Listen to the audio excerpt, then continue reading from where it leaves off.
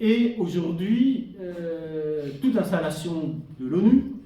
et toute installation d'ONG agissant pour le compte de l'ONU ou agissant pour assurer justement la protection des populations civiles et leur soutien alimentaire, logistique, sanitaire, etc., etc. Et le général Bugeaud et ses officiers qui le servent savent pertinemment que la guerre qu'il mène en Algérie ne relève pas de ce type de guerre. Ils en sont parfaitement conscients parce qu'ils en sont les doctrinaires et ils en sont les pratiquants. La conséquence étant que dès les années 1840, en effet, en raison de l'effondrement de la distinction entre civils et militaires, de l'effondrement de la distinction entre sanctuaires et champs de bataille, la population civile est globalement pensée comme un objectif militaire et peut-être effectivement déjà considérée comme pouvant être massacrée, torturée, déportée et exterminée, en précisant que le terme extermination jusqu'en 1945, et donc au XIXe siècle, n'est pas un synonyme de génocide. Extermination ne devient un synonyme de génocide qu'après que ce néologisme de génocide ait été forgé par Raphaël Lemkin, et où aujourd'hui nous parlons sans plus y réfléchir de génocide et d'extermination en considérant que les termes sont synonymes alors qu'au XIXe ils ne l'étaient pas. Exemple, ça va nous mener directement à les formes de radios coloniaux. Le général Bugeaud reçoit ses officiers supérieurs à la veille de leur départ en campagne et leur tient ce langage. Si ces gredins, les indigènes, se retirent dans leur caverne, fumez-les comme des renards. C'est clair, c'est précis, il y a à peu près tous les éléments, l'objectif poursuivi, la bestialisation de l'ennemi, comparé à un animal nuisible, c'est-à-dire, effectivement, un animal dont il ne faut pas simplement se contenter de tuer, mais un animal qui, parce qu'il est nuisible, doit être exterminé. Et ces officiers supérieurs, qui sont de grands officiers, qui sortent de Saint-Cyr, dont certains sont des polytechniciens, et qui sont des respectueux de la hiérarchie militaire, vont effectivement appliquer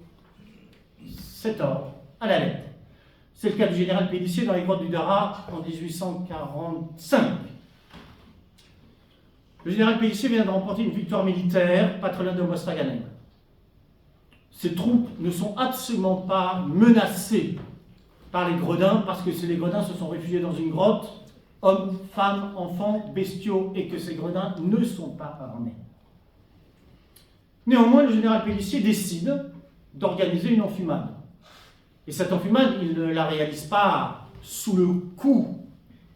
de l'émotion et d'une embuscade. Ce n'est pas un massacre perpétré à chaud, comme on dit. C'est un massacre perpétré parfaitement à froid, encore une fois, parce que les troupes du général Pélissier ont gagné et qu'elles ne sont pas du tout menacées sur le plan militaire. Et Pélissier applique un protocole qui va déboucher sur la destruction totale de la tribu, 1000 personnes. Pélissier a le tort parce qu'il est fier de son opération militaire, parce qu'il estime avoir servi le général Bugeaud, parce qu'il estime avoir servi la France, parce qu'il estime avoir servi la pacification, c'est le terme employé à l'époque, de rendre public cette affaire et, si je puis dire, de s'en vanter parce qu'il a l'impression d'avoir réalisé une remarquable opération militaire. Un membre de la Chambre des Pairs, dont on aura du mal à nous faire croire qu'il est un islamo-gauchiste patenté, s'indigne un peu de l'affaire. Le scandale prospère un petit moment, mais le général Bugeaud y met rapidement un holà en mettant sa démission en balance, défend Pélissier, tant et si bien que, effectivement, non seulement ce n'est pas la dernière des enfumades, mais les successeurs Saint-Arnaud, entre autres, vont commettre d'autres enfumades, mais à la différence de Pélissier, ils ne vont pas s'en vanter et ne vont pas les rendre publiques. Ces enfumades obéissent à un objectif qui est défendu de façon tout à fait explicite par les hommes de l'époque et par les pouvoirs politiques à Paris, qui est c'est dans ces termes que les choses sont dites, le refoulement des Arabes. C'est-à-dire en des termes plus contemporains, parfaitement adéquats quand bien même ils sont contemporains, c'est-à-dire la purification ethnique d'une partie des territoires algériens. Pour une raison relativement simple, c'est que ces contemporains militaires et politiques ont déjà en tête ceci d'essayer de faire en sorte que l'Algérie devienne une colonie de peuplement. Et pour faire en sorte que l'Algérie devienne une colonie de peuplement, il faut effectivement, dans certains cas, vider une partie des territoires pacifiés de la population, de façon à faire en sorte que les colons français et européens puissent s'y installer durablement. Parce qu'effectivement, des colons ne viennent pas s'installer dans un territoire s'ils n'ont pas l'assurance durable que la sécurité de leur personne est assurée et que la sécurité de leurs biens l'est également. D'où le recours à ce type de méthode. Les enfumades ne sont pas les seules opérations militaires qui ont fait le plus de victimes lors de la conquête de l'Algérie, puisque c'est une autre conséquence de la guerre totale menée. L'effondrement de la distinction entre sanctuaire et champ de bataille a débouché sur ceci que l'armée d'Afrique, puisque tel est son nom à l'époque, va se livrer à ce qu'on appelle aujourd'hui, à juste titre, même si là aussi, là encore, c'est un néologisme, mais le néologisme s'applique parfaitement aux méthodes de guerre employées à l'époque, va réaliser un nombre significatif d'urbicides, c'est-à-dire de destruction totale de villes, de bourgades et d'oasis, l'objectif étant de rendre la vie des populations indigènes, au sens le plus littéral du terme, totalement impossible parce qu'il n'y a plus de bâtiments, il n'y a plus de cours d'eau, enfin il n'y a plus de système permettant d'apporter l'eau, parce que les jardins ont été détruits, parce que les murs ont été détruits, et parce que toutes les cultures ont été détruites, les silos anéantis, le bétail raflé ou anéanti, et ça va jusqu'au fait de brûler ou de couper palmeraies et oliveraies. La conséquence étant, effectivement, que pour qu'un olivier commence à produire des fruits et puisse être exploité par ceux qui l'ont planté, il faut en entendre entre 6, 7 ou 8 ans. Autrement dit, ça veut donc dire effectivement que les populations ainsi traitées et les territoires ainsi traités sont effectivement des territoires dans lesquels les populations indigènes ne pourront pas revenir avant très longtemps. Et ces destructions ont été effectivement dans certains cas menées de façon réitérée dans un certain nombre de villes et d'oasis en Algérie. Dernière guerre d'Algérie, celle qui débute le 1er novembre 1954. L'armée, l'institution militaire, a une bien meilleure mémoire que, si je puis dire, les pouvoirs civils et les civils. Parce que cette institution militaire entend, pour des raisons qui lui appartiennent, honorer ses grands ancêtres. Et effectivement, et ce n'est pas un hasard du tout, si en pleine guerre d'Algérie, la dernière, une promotion de Saint-Cyr va être et va prendre le nom de maréchal Bugeaud, parce qu'entretien, celui qui n'était que général en 1840 est devenu maréchal, et chacun sait ici bien sûr, personne n'ignore que le maréchalat n'est pas un grade, c'est une reconnaissance, et la plus haute reconnaissance que la France puisse donner à ses vaillants militaires. Et donc, cette promotion prend le nom du général Bugeaud, et pour ceux du maréchal Bugeaud, c'est évidemment une façon pour la hiérarchie militaire et les autorités politiques de rendre hommage à celui qui, en pleine guerre d'Algérie, est effectivement pensé, comme un très grand colonial, et dans la langue de l'époque c'était évidemment laudatif, et d'autre part, non pas seulement comme un très grand colonial qui a apporté à la glorieuse France cette magnifique colonie qui est l'Algérie, mais comme celui qui, évidemment, et à juste titre de leur point de vue, a été l'inspirateur d'une façon certaine, de la doctrine de la guerre contre-révolutionnaire. En précisant relativement à Bugeaud qu'il n'a pas simplement été le bourreau des indigènes algériens. Bugeaud est connu en France, après ses exploits algériens, entre autres comme celui qui est l'auteur du massacre de la rue Tronçonneau à la suite de mouvements et de protestations, de revendications des prolétaires et des artisans. Et il est également connu parce que, fidèle serviteur de la monarchie de Juillet, en février 1848, il s'adresse au monarque en lui disant, en lui faisant entendre, en lui donnant à peu près ce langage, je suis prêt à mitrailler 20 000 femmes et enfants, s'il le faut, pour défendre la monarchie. Sauf que cette fois-ci, en février 1848, il est politiquement et militairement battu. Comme chacun sait, puisque la République est proclamée. Battu, le maréchal range son fusil, de force, évidemment, mais il troque le fusil pour la plume et rédige un ouvrage qui est longtemps resté inconnu, qui porte le doux titre de la guerre des rues et des maisons, et qui est le premier traité de guerre révolutionnaire, premier traité de guerre contre-révolutionnaire en milieu urbain. L'objectif poursuivi par le général Bugeaud étant,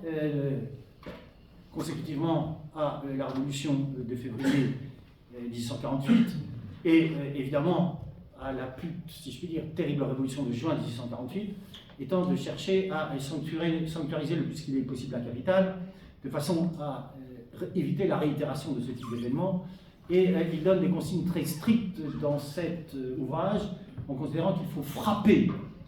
immédiatement les émeutiers dès qu'ils commencent à se manifester, de façon à éviter que l'émeute ne se transforme en une révolte et que la révolte ne se transforme en une insurrection, voire en une tentative de révolution. Ses successeurs vont poursuivre, alors sous d'autres formes, cette doctrine de la guerre contre-révolutionnaire en milieu urbain, et il ne doute que par la grâce d'Haussmann d'abord et des tenants du parti de l'ordre républicain versaillais ont su tirer quelques leçons lorsqu'il s'est agi, en effet, d'écraser la Commune de Paris. Donc, nous sommes, le nous étant évidemment un collectif universitaire, quelle que soit la discipline dans laquelle on se trouve, et nous sommes, en tant que citoyens,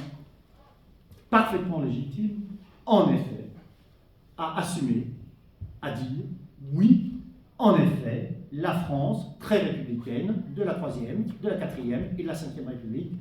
a commis des crimes coloniaux qui peuvent être assurément et justement qualifiés d'ourado-coloniaux, et les méthodes employées par l'armée française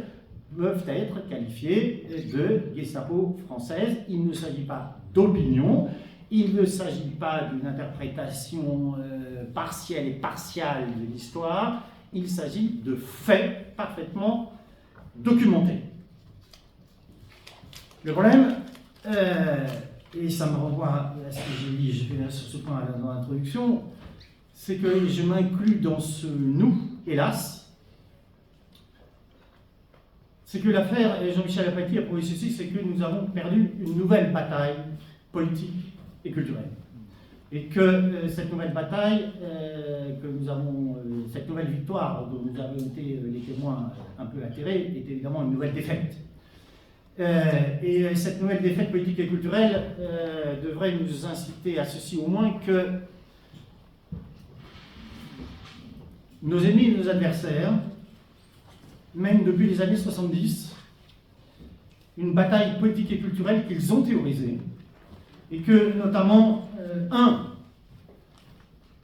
a théorisé en s'accaparant Gramsci et en mobilisant Gramsci pour donner, si je puis dire, ses lettres de noblesse théorique et politique au combat qu'il menait. Alain de Menin, pour ne pas le nommer, grand théoricien de l'extrême droite radicale et du Grèce, acronyme d'une officine d'extrême droite, qui avait très bien compris ceci, que pour permettre l'arrivée de l'extrême droite au pouvoir, il ne fallait pas simplement mener un combat politique électoral, mais qu'il fallait mener un combat politique et culturel, et que ce combat politique et culturel mené à l'écart et à distance éventuellement des extrêmes droites partisanes allait être absolument essentiel pour créer les conditions nécessaires et préalables à la victoire politique électorale de ces extrêmes droites. Et je pense que nous, le nous étant encore une fois un nous collectif, avons beaucoup sous-estimé l'importance de cette bataille culturelle, politico-culturelle, et que nous en payons aujourd'hui le prix maximum. C'est la raison pour laquelle les gauches politiques auraient dû se saisir de ce scandale apathie, un, pour défendre les droits et libertés démocratiques précités, et d'autre part, pour s'en prendre effectivement, de façon significative, à nos ennemis, à nos adversaires et à leur soutien, Bolloré et autres, pour rappeler que, alors même qu'ils prétendaient se draper dans la défense et de l'histoire et de l'honneur de la France, ils se drapaient dans le mensonge et dans la falsification, et qu'à ce titre, effectivement, ils devaient être à la fois politiquement, culturellement et académiquement combattus et dénoncés. C'est, entre autres, mais je n'ai pas la naïveté de croire que cela suffira, mais s'il s'agit si peu que ce soit de combattre nos ennemis et nos adversaires, alors saisissons-nous de tous les moyens possibles et inimaginables, que j'ai pris l'initiative d'un appel pour le boycott des relâches contre l'offensive réactionnaire de Bolloré, parce que je rappelle simplement ceci que j'ai fait là sur ce point, que le groupe Bolloré, c'est en France, entre autres, 240 relais H qui détiennent le monopole dans les hôpitaux, les gares et les aéroports, tant et si bien que lorsque vous prenez l'avion, vous prenez le train, que vous êtes dans un hôpital et que vous voulez acheter un ouvrage, une revue, acheter une bouteille d'eau, une confiserie, un sudoku, vous ne pouvez pas faire autrement que d'aller dans un relais H, c'est-à-dire de contribuer à enrichir si peu que ce soit le groupe Hachette et plus largement le groupe Bolloré, en sachant que les relais H sont aussi les relais privilégiés de la maison d'édition Fayard, détenue par Bolloré, qui édite les auteurs précités, c'est-à-dire Éric Zemmour, Philippe de Villiers, celui qui est passé par la prison de la santé, qui a écrit cet ouvrage évidemment historique sur son expérience comme prisonnier, grand monument littéraire évidemment, qui va rester dans les annales de l'histoire, dans les annales au moins de la forfaiture et du n'importe quoi politico-médiatique. Et donc, effectivement, les relais H sont l'un des relais, c'est le cas de le dire, essentiels de l'offensive politico-culturelle menée par Bolloré, et qu'à ce titre, il me semble que, au moins, faire cela permet au moins de signifier que, un, nous sommes conscients du rôle joué par le groupe Bolloré et le rôle joué par le relais H, et que de cela, nous ne voulons pas et nous ne voulons plus être complices si peu que ce soit. Je n'ai pas la naïveté de croire que cela va changer radicalement la situation dans les jours et les semaines qui viennent, mais j'ai ouï dire que des actions significatives de boycott peuvent, dans certains cas, avoir quelques conséquences significatives, et donc, de grâce, signer autant que faire se peut cette pétition, il suffit de taper son nom sur un moteur de recherche que je ne saurais nommer, pour la signer et la faire signer, en sachant que, encore une fois, je ne sais pas si nous gagnerons. Je crains que non. Mais, pour paraphraser Klaus Mann, Si nous sommes vaincus,